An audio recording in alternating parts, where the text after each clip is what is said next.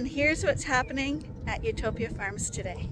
So right now it's the highest risk for mastitis. And they're getting dry hay right now too. First cut hay. And my heart got the best of that. Probably should have ignored it. To wean more around that 3-month age, what we do is we milk it out. You want to relieve the pressure. It's excruciating. Let's get started. So these are all the ewes that have been, this is the third day they've been dried off. And I don't know if you can see it, there's a few others underneath them. Nothing really bad. And so right now it's the highest risk for mastitis. If the sheep are laying in dirty conditions and you took the lambs off, they're going to have a little bit of milk in their udders and they might drip out some milk. So you don't want them laying on a dirty pack. So I just put a bale of straw out, or old hay, for them to lay dry on. And they should be dried off probably in about I'm gonna guess probably about a week. It should be all over. But so what I'm looking for right now, as they're drying off, I'm looking for any sheep that don't look well or hanging off to the side, because they're going to be showing some milk problems or a little bit of mastitis maybe, because they can't release a little bit of milk they have left over. But all these sheep look really fine, and they got a dry pack, and we'll just keep watching them to be sure no one gets sick. And knock on wood, right now, everybody looks fine. And they're actually not even calling for the mothers anymore. You notice how quiet they are? See the other underneath that one there? Yeah, so a little bit nervous because you don't want to lose any ewes. And these are probably this first crop of sheep that came in are definitely our best sheep. So these are the ones I definitely don't want to lose any sheep in this group. So just did that now, a round bale of bedding. And I'm going to head over to another barn because they need some bedding too. But I don't know if you can see it, but there's a little bit of others underneath them. But they are nothing extremes. And if we find a sheep that has quite a large udder or a large teat underneath there, we'll probably just flip it for a few minutes and try to take off the pressure. And you probably only have to do that once, and it'll be over.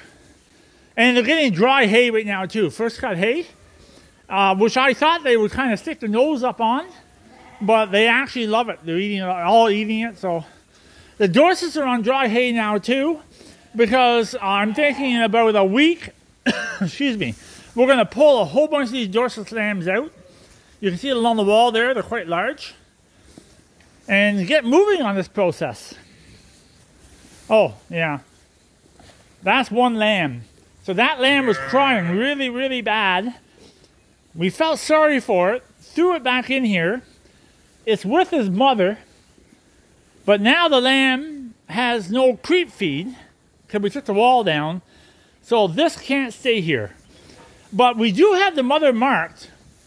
So what I'm thinking about doing is, I'm going to take that lamb and the mother we marked the mother, and I'm going to lure them out the front of the barn, and I'm going to send them over to the younger barn with the younger lambs.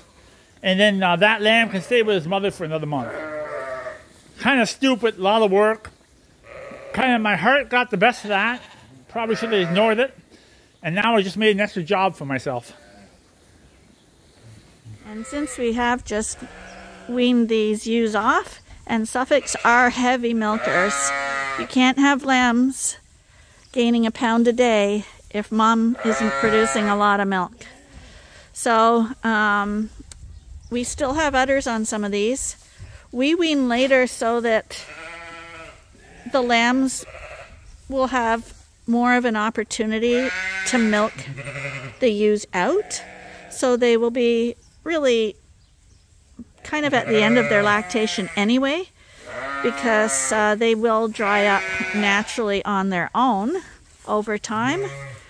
If you only had 6 ewes or something like that, you could easily leave your lambs in with the ewes as long as they weren't rams old enough to breed, and the mom will dry up. She'll eventually, stop producing milk anymore, or she'll butt her lamb away. She doesn't want the lamb nursing anymore. That's the natural way to do it.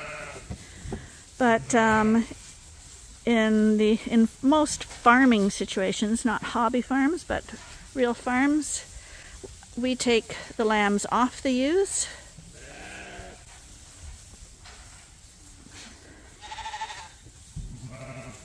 So the reason we're taking lambs off ewes in farming is, for one thing, most lambs are going to market, and to go to market, they have to go to market at a certain weight.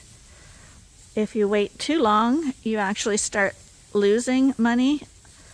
They'll start docking you. They want lambs in Canada anyway. We find we like to hit the heavy lamb market, which is around that 100-pound mark, 80 to 100 pounds. If you go like 120 pounds, they're going to start knocking you. I don't know why, because when they're a Suffolk, 120-pound lamb is still like a 5-month-old lamb, still young. But with some other breeds, yeah, 120-pound lamb could be an adult. So I think they kind of put the weight up there. But for certain breeds, I'm thinking that they could raise the weight category, because they are still lambs if you're Suffolks or big breeds like that. But whatever, it is what it is. So we have to get the lambs off, and when you pull lambs off the moms, some of them will still be nursing, and others will have already started weaning their lambs by themselves. If you can see in this lineup here of ewes, and I'm talking about Mastitis paired with joint ill because it's a similar thing. It's infections caused by fluid buildup. I can see that the first ewe still has an udder, but it's loose and drying up. The next 3, you can't even barely see the udder. But this girl here has quite a big udder. And then none beside, and another one with a big udder. And then all, not too much here. Her udder's full. So some people use drugs to dry up their ewes. We don't like to use drugs on our sheep if at all possible. So you're not seeing us cedering. Cedering's not a drug, but it's a hormone. So I consider it a drug because you're adding it to the sheep when you shouldn't. It's like the dairy farmers actually got dinged for adding hormones to the cows to produce extra milk. Hormones in abundance are not a good thing either. I don't know if you want to be eating meat where the sheep have been injected with hormones their whole life. It's tampering with nature, but besides the point. Same with the drying up of the ewes. So what we do to dry them up is right now they're eating first cut dry hay. It's not moldy hay. We're not feeding them, but we've taken that rich alfalfa wrapped hay away from them. We've stopped feeding them grain. Some people take water away from them. We don't do that either. Never have. And the way we do it is to avoid the drugs, basically, is to wean more around that 3-month age. Seems to work really well with very little issues of mastitis. We keep the pens clean. But when you're looking at the ewes, this is the time you have to watch them though, because if they're going to fall down, they're going to fall down now. So keep that bedding clean. Oh, Heather, you're feeling all right, aren't you? You're a good girl. So, you can see Heather's little udder. It's gone little. It's kind of shaking a little bit. So I'm guessing that Heather is drying up just perfectly. But let's look at this ewe, for instance. She's got, like, that looks like a full udder. Now, if I'm looking for signs of a problem, I would be looking for those nipples starting to really swell up, which they're not. I'd be looking for her udder going red. I'd be looking for her kind of stomping her feet and stuff because it's irritating her. And I'd be looking for it being uneven or looking really engorged. This just looks like a nice, well-formed udder, so there's no issues there right now. This ewe here has an udder I don't like. It looks a little lumpy, but it still doesn't look like mastitis. It just looks like she's an old ewe and has just not a nice udder. Probably a cull thing. Yeah, I'm not seeing any signs of mastitis. But I guess we'll go back to the one who has the fuller udder here. Some people say just watch it, and you can do just that. But if it does get really inflamed looking, and you touch it and it feels like not just warm like body temperature, but it's feeling hot, and she's looking uncomfortable, or if she goes off her feed for sure. Some people say just leave it, but what we do is we milk it out. And when I say milk it out, we don't milk it like totally out, we just relieve the pressure, because the pressure is what's going to cause the problems.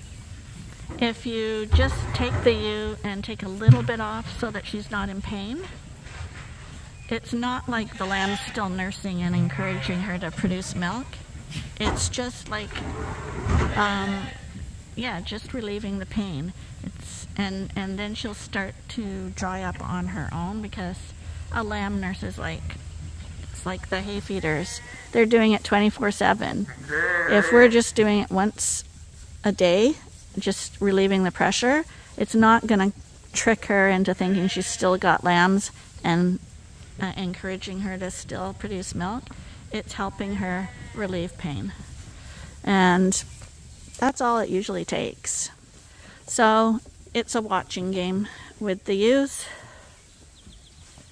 And yeah, we were a little worried because there were a few ewes in here that we weaned a little earlier. There are just a couple of stragglers in this group, but I, knock on wood, I'm not seeing any inflamed udders here. Here's another girl who's got a tight udder. I'd be watching her a little more. You can see that's a full udder, but again, it's smooth, nicely formed. She's eating.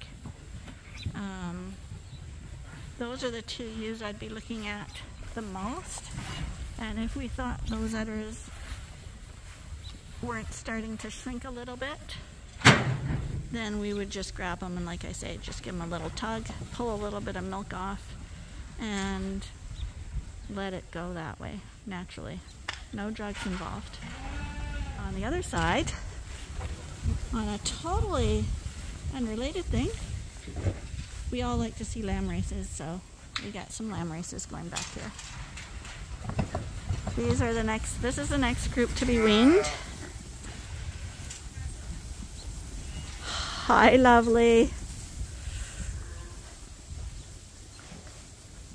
I'm tired of looking at these unhealthy Dorsets. They are a little rowdy crew. You are a rowdy one. They're looking good. So far, no joint ill this year. No sore mouth this year. Sore mouth is a topic we'll bring up again later as well, but we do have videos on it. We find if sore mouth is going to raise its scaly head, it's usually at weaning time. It's induced by stress. We'll see. We just weaned the Suffolks. Nobody has sore mouth yet. But inevitably, you'll get a couple of cases. Usually not an outbreak, but Arnie can't stand to look at a sheep, and then he can't hold it. Really, Arnie? You can't hold it, Dorset. Really? Hey, come on, you parasite. Didn't your parents say, "Don't touch it, Arnie. Don't touch it"? He can't stand it. He has to touch it. I like that big ram right So if any of you have ever had babies of your own and were nursing them, you will know that when your baby misses its feeding, that you will get engorged very quickly, and it gets extremely painful. And if you've ever had mastitis, because people do get mastitis, it's excruciating. So mothers with babies have to wean them off too, and it's usually a gradual thing. But if you did have any pressure buildup, you would release a bit of milk in order for it to not get infected. So to just watch them and leave them and say you can't touch it because it'll cause her to produce more milk, that's not right. You don't want to milk her dry, but you do want to relieve the pressure. It's excruciating. So don't leave them. If they're over engorged, milk them out a little bit, just so that the udder feels a little soft to the touch, not tight. And your ewe will dry up without any pain. And these Dorsets are eating the same dry hay with no grain right now because the lambs are still on them, probably for one more week, and then we're going to pull their lambs out too. Maybe 2 weeks. Oh, someone knocked over their box. But for treating mastitis, it can be penicillin or the biomycins. Both are used interchangeably, apparently. Always ask your vet when treating something. Someone's stuck under the feeder. Oh my goodness, honey. You need a boost. Sometimes I go into the feeder and get stuck. And here's Maisie. I always get interrupted by it. There's always really hard to have conversations when you get interrupted. Maisie's a humdinger. And little mister is not doing well. He just won't gain weight. I don't know why. But yeah, so consult with your vet about on how to treat your ewes if they do come down with mastitis. Apparently, most drugs don't really work anyway, and if they do get mastitis, the prognosis is that she's probably gonna be a cull sheep anyway, because usually, unless you catch it like super early, and that's almost impossible because you don't notice it until it's inflamed, it destroys their udder. The idea when a mom like this is not getting grain or good hay and she has a massive ram lamb like that, he's still nursing, and because she isn't getting the prime nutrition anymore, and he's nursing a lot at his size, that the whole thing together helps her dry up more quickly, and there's less chance of her developing mastitis, because by the time, in theory, we remove her from this barn, she should have no reserves left for producing milk.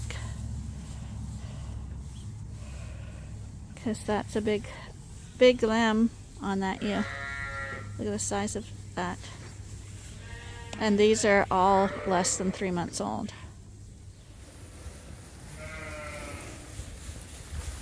Sorry, just baited up these guys. A little bit of new straw.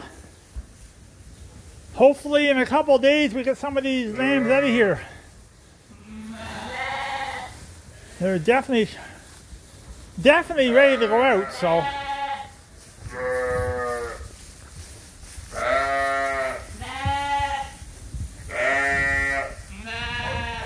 Just keep trying to keep them dry.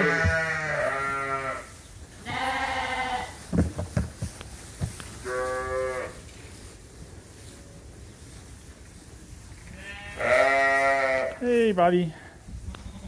So, just doing my night chores here. Hey, bub. Come on.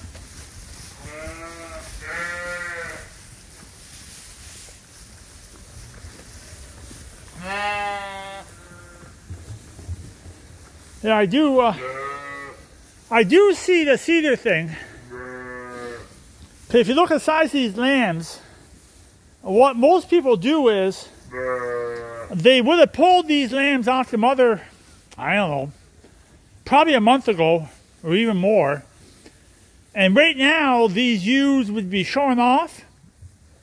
And right now, they'd be back in with a ram. And in 5 months, you would have another crop of lambs off these guys. And I do see that point. To make the max amount of money you can out of the sheep. But at my age, I'm way past that. I'm not going to do that. I'm going to let these sheep have a break. So right now, it's almost the end of April. So we got May, June, July, August. So in 4 months, there's going to be a ram back in here. And they're going to lamb back out again in January. Yeah. So, I mean, normally these lambs would be out in the field. And it would take them, I don't know how long it would take to finish a lamb off in the field. I'm thinking it would take most of the summer to finish off these lambs. And then you just go into your breeding cycle in the fall. And you would get another crop of lambs, which is normal. But what we do is we had these lambs in January, which we couldn't put them in the field. So these lambs have basically been on a feedlot system. And now they're finished off. And yeah, now the ewes are going to stay here for 4 months doing nothing. I do really see the point if you got a mortgage or got a big debt to try to make these sheep more profitable. But I don't think if you ask that ewe there if she wants to breed back to back, she would say find somebody else to pick on. So we're not doing that, and we're actually trying to enjoy sheep farming. So if it's not enjoyable, I don't want to be in it. So, but I do see the point with the cedars and to get them to ovulate and yeah, if you're gonna breed these guys in the spring. They're going to give you single lambs, so you want to use the cedars and the shots to get that lambing ratio up higher, to justify even doing it. Yeah, I do see that point, but anyways, that's what's happening here today. We'll get off that subject. And these guys got all new straw. And I guess some people would say, all these are is a bunch of spoiled lambs. But I love spoiling sheep.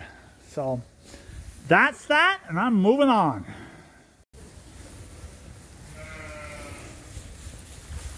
Sorry, just bedded up these guys. A little bit of new straw.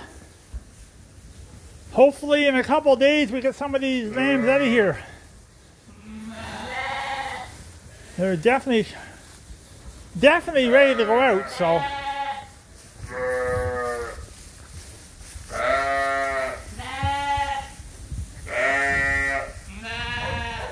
Just keep trying to keep them dry.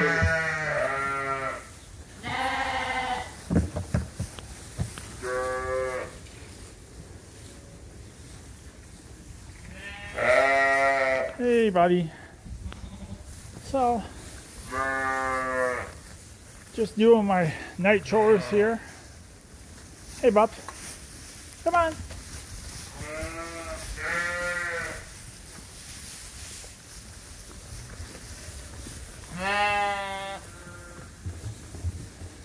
Yeah, I do see the cedar thing. If you look at the size of these lambs, what most people do is they would have pulled these lambs off the mother, I don't know, probably a month ago or even more. And right now, these ewes would be showing off. And right now, they'd be back in with a ram. And in 5 months, you would have another crop of lambs off these guys. And I do see that point. To make the max amount of money you can out of the sheep. But at my age, I'm way past that. I'm not going to do that. I'm going to let these sheep have a break. So right now, it's almost the end of April. So we got May, June, July, August. So in 4 months, there's going to be a ram back in here. And they're going to lamb back out again in January. Yeah. So, I mean, normally these lambs would be out in the field. And it would take them, I don't know how long it would take to finish a lamb off in the field. I'm thinking it would take most of the summer to finish off these lambs. And then you just go into your breeding cycle in the fall. And you would get another crop of lambs, which is normal. But what we do is we had these lambs in January, which we couldn't put them in the field. So these lambs have basically been on a feedlot system. And now they're finished off. And yeah, now the ewes are going to stay here for 4 months doing nothing. I do really see the point if you got a mortgage or got a big debt to try to make these sheep more profitable. But I don't think if you ask that ewe there if she wants to breed back to back, she would say find somebody else to pick on. So we're not doing that, and we're actually trying to enjoy sheep farming. So if it's not enjoyable, I don't want to be in it. So, but I do see the point with the cedars and to get them to ovulate and yeah, if you're gonna breed these guys in the spring. They're going to give you single lambs, so you want to use the cedars and the shots to get that lambing ratio up higher, to justify even doing it. Yeah, I do see that point, but anyways, that's what's happening here today. We'll get off that subject. And these guys got all new straw. And I guess some people would say, all what these are is a bunch of spoiled lambs. But I love spoiling sheep. So that's that, and I'm moving on.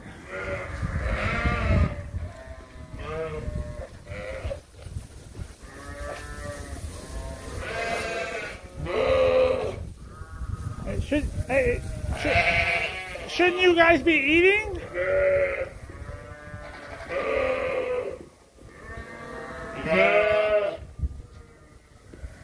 Really? If we're gonna go to the market, I don't want them wearing off any more meat than what they have to wear off. Stop running! Stop running!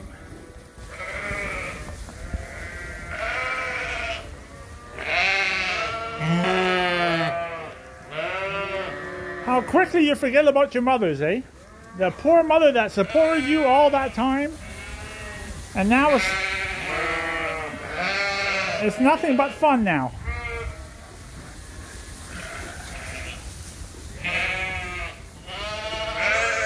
Well, I just gave them a bunch of old hay today, so they got a whole clean bed. I'm thinking they're pretty happy about that.